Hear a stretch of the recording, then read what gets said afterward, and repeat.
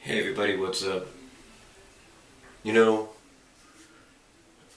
all the videos I've been doing, I've been reading off people's reactions and how they feel about Ian Flynn's work, whether they like it or they don't, whether they defend him or not.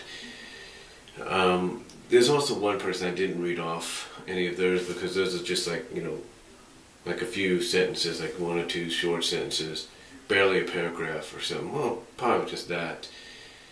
But they're asking questions. Their titles are, and I'll provide the link to some of them down below.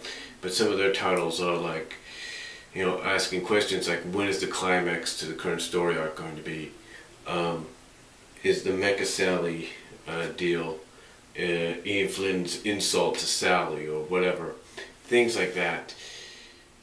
And to me, when I hear things like this, folks, it just reminds me of the fact that what Ian Flynn is doing, what he's doing, is he's essentially having you play his game. Basically, he has you right where he wants you, just like any other writer for any other comic book publication, movie, a franchise, television franchise, you name it, Broadway plays. The writer's job is to grab your attention and hold it there and do things with you and start doing things and writing down things and having things happen that you may or may not agree with. And they do that to gain your attention, to get you talking and basically have you be put in the palm of their hands and play their game. Some people, one person, Volrock, I can't pronounce his name, Volrock, I guess, 295, didn't like how, Ian Flynn's answers were sometimes to Koopa Gal, and Ezekiel as well was felt the same way. But again, what Ian Flynn is doing with Koopa Gal, Ezekiel, and Volca, and many others like Laser X, Game Boy Sage, and just to name a few out there, even those that defend him like the Ezekiel 300 and Digimon 11, what he's doing is basically he's gotten you right where he wants you. He wants you to react this way. He wants you to feel this way so that when he finally does bring this whole thing to a close and brings closure around it, whatever he decides to do, perhaps in his mind will make those that, are saying things about him, are saying that they don't like what he's doing and blah, blah, make them realize, oh, that's why he always was trying to throw us off, or, oh, that's why he said certain things that we didn't like hearing coming out of his mouth. Because he didn't want us to know about this. He didn't want us to know he was planning this. You see that? I'm not a writer myself, but I've been writing in English in high school and speech long enough to know that a writer's job is to grab your attention and get you talking.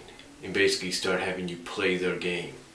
That's why every time when I'm talking about what's going on in the comic and I say certain things about Sally's distortion possibly, I do this because I know it's part of playing his game. Because what Ian Flynn wants is for people to play his game. He wants them to play the guessing game. He wants them to play the game to where they'll get so frustrated and so mad and enraged that when they finally hear what's happened in the closure of this whole thing, it'll be like, oh, no, that, again, it'll be like, for some people, in his mind, it'll be like, oh, that's why he was saying those things, or that's why he threw us off. I mean, seriously, Koopa Gal, and anybody else, Ezekiel, Volrock, 295, do you think, honestly, Ian Flynn believes Saddam is dead? Of course not. He's only saying that to get you guys' attention. He's gotten you right where he wants you, because he's doing it to throw you off, with all due respect to Ian. And this is something I do respect out of him.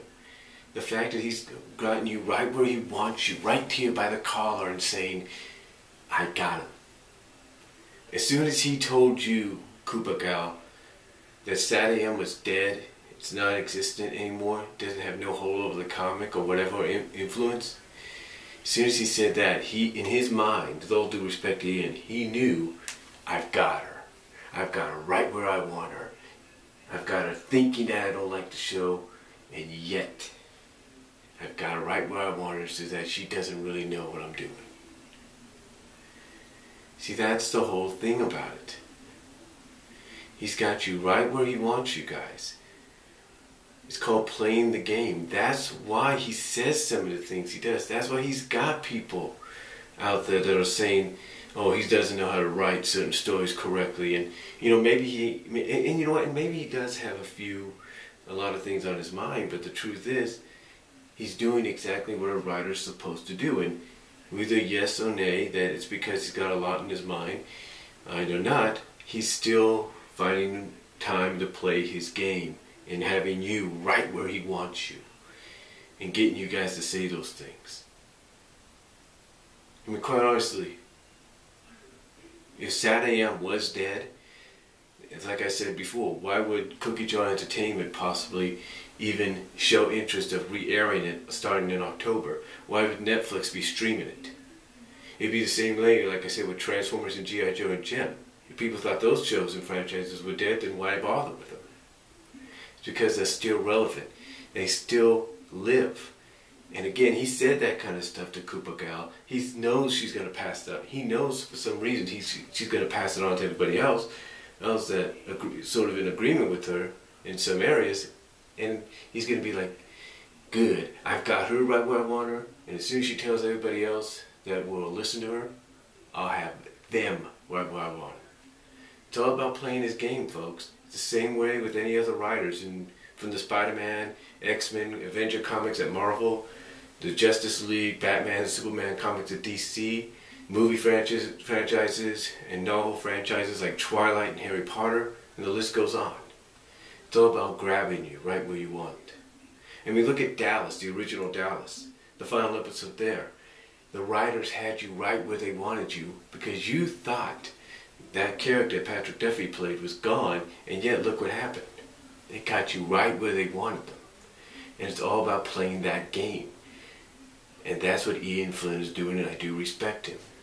So that's why a lot of fans out there like Koopa Gal, Folk Rock, Ezekiel, Laser X, Game Boy Sage, Ezekiel 300, Digimon 11, Double X, Miko Double X, and many others, whether they support or not support, whether they defend or not defend, or in favor or not in favor of Ian's writing and stories and what he's done for the comic,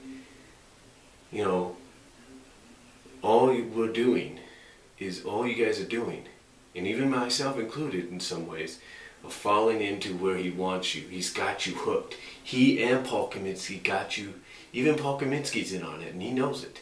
Got you exactly where you want to, where they want you. You're playing their game. Most importantly, Ian is playing the game. I mean, when he said the whole thing about Sally not being restored in 241 or something like that, and instead it's about Nagas, which it may be, it's all about playing the game. It's all about getting you right where they want you. So that is why we have the different reactions we do from both sides, whether they like or dislike what's going on. Because Ian Flynn, and even those associated with him, like Paul Kaminsky, are doing what they're doing because they got you right where they want you, and they got you playing their game. So that's all I'm going to say. Comment, video response down below.